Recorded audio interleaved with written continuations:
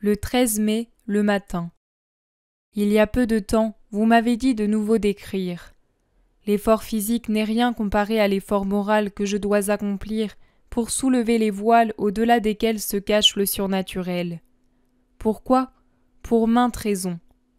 La première est qu'il me semble presque de commettre une profanation en dévoilant les secrets de Dieu en moi. Et je crains toujours que, si ce n'est pas une profanation, cette proclamation ne me mérite une punition, celle d'être privé des divines caresses et des divines paroles. Nous, les vivants, sommes toujours un peu égoïstes, et nous ne pensons pas que ce que Dieu nous prodigue peut procurer de la joie à d'autres, et s'agissant d'une chose de Dieu, notre Père à tous, qu'il ne soit pas légitime d'en être avare et d'en priver nos frères et sœurs. La deuxième raison est qu'un reste de méfiance humaine, à mon égard et à l'égard d'autrui, me fait toujours penser que ce que je perçois comme surnaturel devrait peut-être être jugé comme illusion par moi et comme délire par autrui. Je me suis fait traiter de folle tant de fois qu'il est possible qu'on continue de me mettre dans cette catégorie. La troisième raison est que j'ai peur de ces faveurs. La peur affreuse qu'il s'agisse d'une ruse. Est-il possible que moi, qui ne suis rien, puisse mériter de telles faveurs de mon roi ? Et aussi la peur qu'elle n'éveille l'orgueil en moi. Je sens que si je devais m'en enorgueillir, même un seul instant, non seulement elle cesserait immédiatement, mais de plus, je resterais sans même ce minimum de surnaturel que beaucoup ont en commun. Puni pour mon orgueil. Oh, j'en suis sûre, Jésus me punirait ainsi. Et maintenant que je vous ai fait part des raisons pour lesquelles je n'aime pas en parler, je vous dirai celles qui me font sentir que je ne suis pas une naïve qui prend les fantasmes du délire pour des vérités surnaturelles et des paroles démoniaques pour des paroles divines. J'en ai la certitude à cause de la suavité et de la paix qui m'envahissent à la suite de ces paroles et de ces caresses et de la force qui s'empare de moi, m'obligeant à les écouter et à les écrire sans que j'en puisse changer un seul mot. En même temps que cette force très douce qui m'oblige à les écouter et à les écrire, et toujours à des moments qui échappent à toute volonté de ma part d'écouter ces choses, je vous prie de croire que je ne fais rien pour me mettre en un état réceptif, si je peux dire. Je sens, selon les circonstances, une force plus intense qui me dit « Fais connaître ceci, ne dis rien de cela à personne ». On ne transige pas avec cette douce puissance. Mais il n'y a rien qui vienne de moi. Même si je pense, en m'en affligeant, « Jésus se tait, oh, s'il se faisait entendre pour me consoler un peu !» Soyez assurés qu'il continue de se taire. Il ne se fait entendre que quand il le veut, et alors, même si je suis prise à autre chose, à quelque chose qu'il me presse d'accomplir, je dois arrêter et m'occuper seulement de lui. De même si, selon mon style, je préfère une certaine formulation à une autre et je tente de la changer, j'en suis incapable. C'est dit d'une certaine façon et ça reste comme ça. Encore ce matin, vous me disiez d'écrire au sujet de mes sensations passées. Je vous ai répondu qu'il me serait impossible de répéter maintenant ces paroles avec exactitude et je ne les répéterai donc pas. Il ne doit y avoir rien de moi. Mais je peux énumérer brièvement les choses que j'ai perçues. Comme je vous l'ai dit à maintes reprises, j'ai rêvé à Jésus, à Marie et aux saints. Cependant, alors que Jésus était toujours vivant, la Vierge et les saints étaient comme des statues ou des tableaux, des figurations. Je n'ai vu 2 fois comme personne vivante qu'un petit frère franciscain qui était certainement saint. Une fois, il me disait que de tous mes maux, celui que j'avais là m'aurait tué, et il me touchait au poumon. Je fis ce rêve il y a 7 ans, quand je n'avais encore rien de rien au poumon. Une autre fois, ce même petit frère franciscain, qui ne me semblait être ni saint François, ni saint Antoine, me disait avec un visage de lumière « Tu as mérité davantage avec cette maladie qu'une religieuse dans un couvent. Chacune de tes années vaut toute une vie conventuelle. » Il me disait cela parce que, voyant la mort aux aguets, je m'inquiétais d'avoir fait si peu. Ma supérieure, morte en 1925, m'éloignait de la mort, me dissimulait à elle en disant « Vis encore quelques années. » Ce à quoi je répondais: « Mais qu'est-ce que je fais, moi? Rien. Si au moins j'étais sœur. » Et c'est à ce moment-là que le petit frère prononça ces paroles. Comme je vous l'ai dit, je n'ai vu mon ange que cette fois-là. Mais parfois, je sens comme un petit vent qui souffle sur mon visage, et je pense que c'est mon bon ange qui vient me remonter en ces moments où je suis tellement abattue que je n'ai même pas la force d'agiter mon éventail. Pendant l'été 1934, cette sensation a duré des mois où j'étais sans cesse en danger de mort. En dehors de cela, mon ange fait le mort. Lui qui m'a si bien protégé, nourrisson braillard que j'étais dans les sillons brûlants de Terra di Lavoro, qui m'a secouru lors de la syncope du 4 janvier 1932, ne s'est jamais montré ou fait sentir manifestement, à part cette fois-là. À moins que ce ne soit lui qui ait planté le lys et les violettes, après les avoir pris dans les jardins bien garnis, qui sait. Par contre, j'ai vu en rêve Padre Pio de Pietrelcina, et je lui ai parlé. Je l'ai vu, toujours en rêve, en extase après la messe. J'ai vu son regard pénétrant, et j'ai aperçu sur sa main la cicatrice de la stigmate lorsqu'il me prit la main. Et j'ai senti son parfum, pas en rêve, mais bien éveillé cette fois. Aucun jardin rempli de fleurs pleinement épanouies ne peut exhaler les fragrances paradisiaques qui envahirent ma chambre la nuit du 25 au 26 juillet 1941 et l'après-midi du 21 septembre 1942, au moment même où un de nos amis parlait de moi à Padre Pio. J'ignorais qu'il fût parti pour San Giovanni Rotondo. Les 2 fois, j'ai obtenu les grâces demandées. Martha aussi sentit le parfum. Il était si fort que ça la réveilla. Puis il cessa d'un coup, tout comme il était venu. Mais sentir un parfum n'a rien d'inusité. Encore ce matin, après une cruelle nuit d'agonie, je le sentis. Même que ça me réveilla du sommeil qui m'avait enfin prise à l'aube. Il était 6 heures quand j'en fus réveillée. La fenêtre était fermée, je ne garde pas de fleurs dans ma chambre la nuit, je n'ai pas de parfum, la porte était fermée. Aucune odeur ne pouvait donc pénétrer de l'extérieur. Ce fut comme une colonne de fragrance du côté droit de mon lit. Elle disparut comme elle était venue, me laissant une douceur au cœur. Dire que c'est l'odeur de telle ou telle fleur, c'est peu dire. Toutes les fragrances entrent dans ce parfum. Les sources odorantes se mélangent comme si les âmes de toutes les fleurs créées s'agitaient dans une ronde céleste. Nous arrivons maintenant aux sensations les plus nettes qui viennent toutes de Jésus. Oui, il est le seul à se manifester ainsi.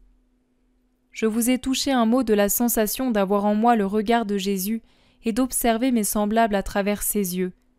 C'est très difficile à expliquer, et c'est arrivé pendant de nombreuses années de suite, lorsque je marchais encore. Puis il y a eu, comment dire, les envahissements d'amour, les soubresauts d'amour, source de tourments dans leur suavité même. C'était comme si Dieu faisait irruption en moi avec sa volonté d'être aimé.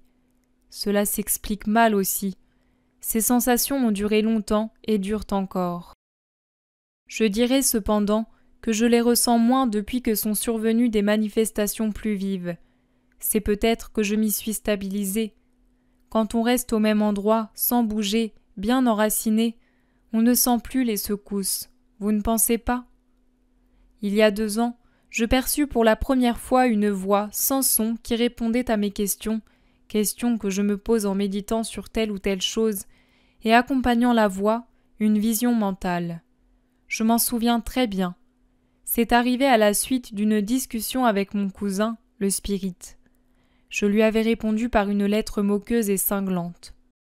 3 heures plus tard, pendant que je ressassais mon texte déjà envoyé et que je m'en félicitais, amenant des raisons humaines et un peu plus qu'humaines pour appuyer ma lettre enflammée, je perçus la voix.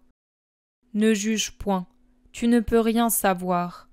Il y a des choses que je permets, il y en a d'autres que je provoque.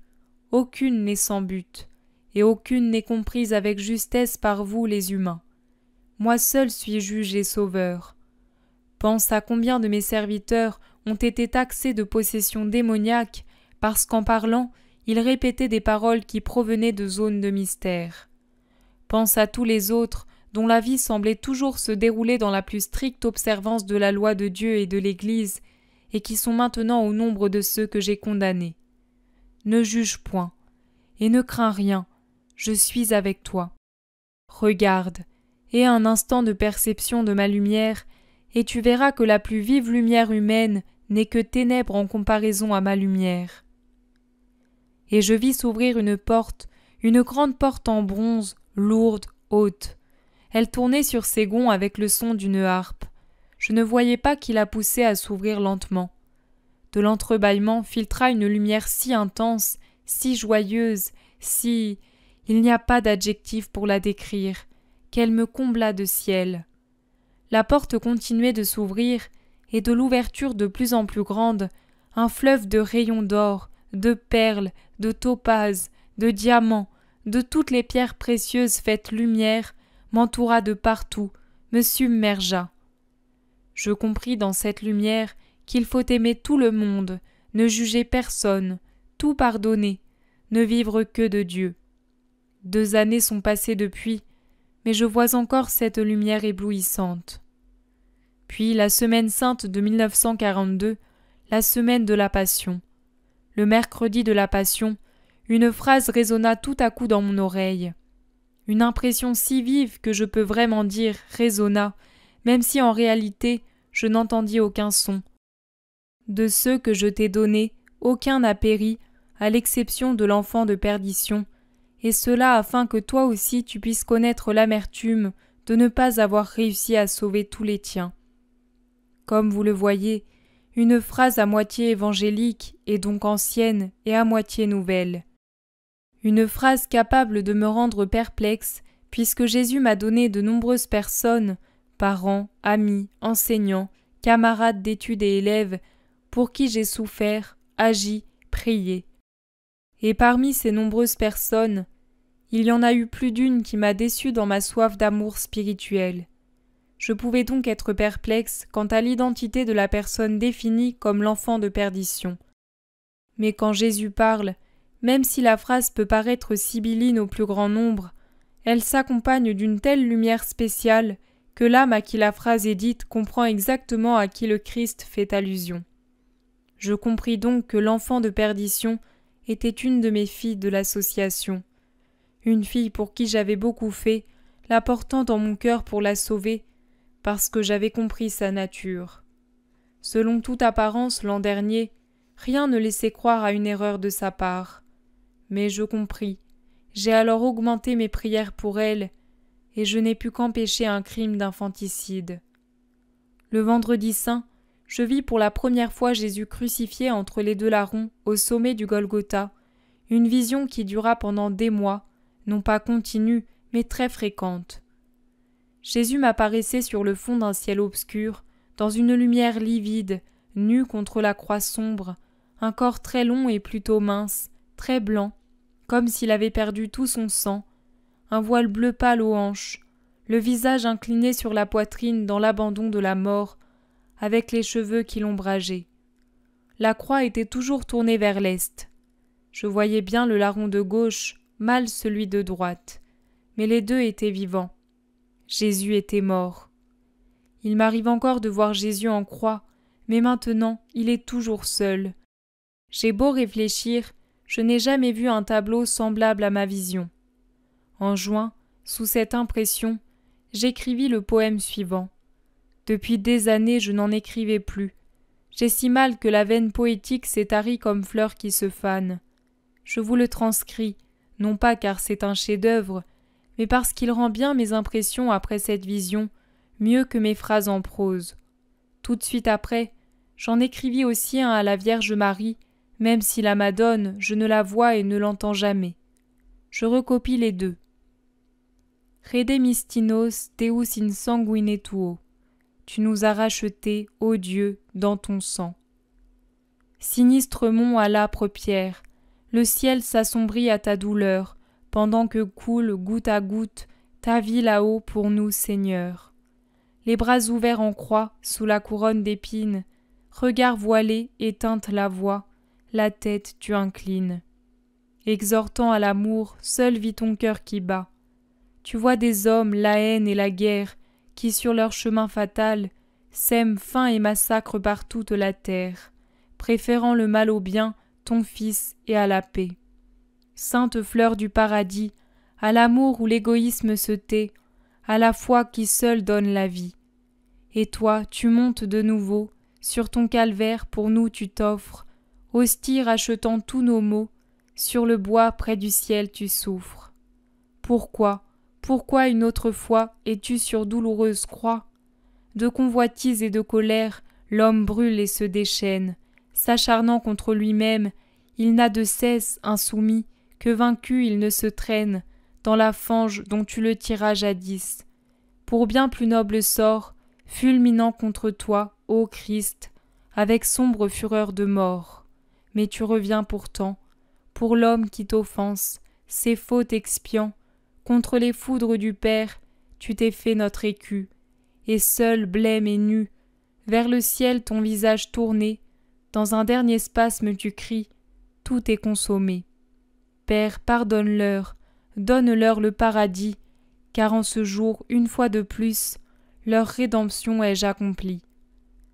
Écrit le 16 juin 1942. À la Vierge. Ave Maria, je te salue Marie.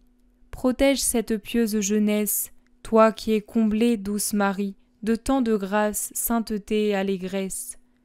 Par le Seigneur qui est en toi et toi en lui, ô Mère, bénie des créatures, sauve-les des pièges obscurs, des jours de sombre et morne ennui, par ce Fils de tes entrailles né, toi si pure et vierge restée, par ce Jésus miséricordieux, ton regard tourne affectueux. Reine des cœurs tristes, Sainte Marie, prie pour nous, pauvres mortels.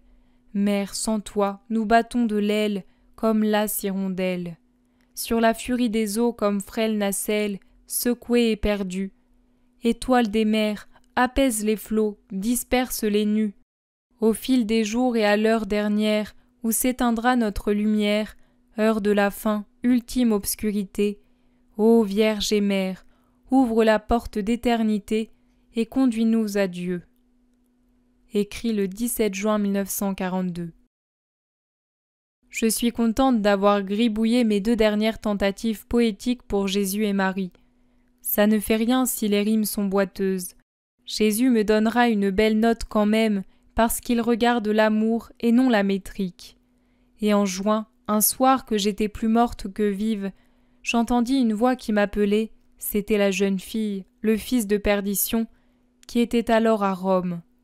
Un appel au secours infini. « Mademoiselle, mademoiselle, vous ne me voyez pas, vous ne m'entendez pas, vous ne m'aimez plus ?» Je l'entendis distinctement. Personne d'autre ne l'entendit. 1 mois et demi plus tard, j'appris d'elle, après qu'elle fût rentrée chez elle, la vérité vraie sur son absence, un enfant. Et ce soir-là, au désespoir, elle avait été sur le point de se tuer, et elle m'avait appelé pour résister à la tentation. Elle m'avait appelé avec son âme, moi qui ne savais rien de précis, qui la croyais partie pour son travail, qui ne voulais pas croire à cette voix du mercredi de la Passion. D'autres fois, j'ai vu Jésus enfant à l'âge de 7-8 ans ou 10, très beau, puis Jésus homme dans la plénitude de sa virilité, encore plus beau. Mais la sensation la plus douce, la plus pleine, la plus sensible, je l'ai eue le 2 mars de cette année. Ne riez pas, mon père, mais je l'ai eue le matin de la mort de Giacomino, mon pauvre petit oiseau.